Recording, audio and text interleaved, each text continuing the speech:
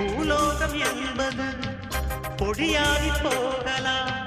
பொன்னாரமே நம் காதல் பூலோகம் தாண்டி வாழலாம்.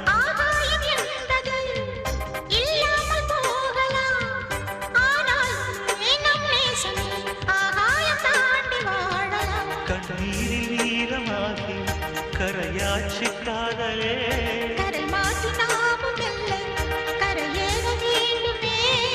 நாளை வரும் காலம் நம்மை கொண்டாடுமே. அன்னமே அன்னமே காடுமலை நதிகள் எல்லாம்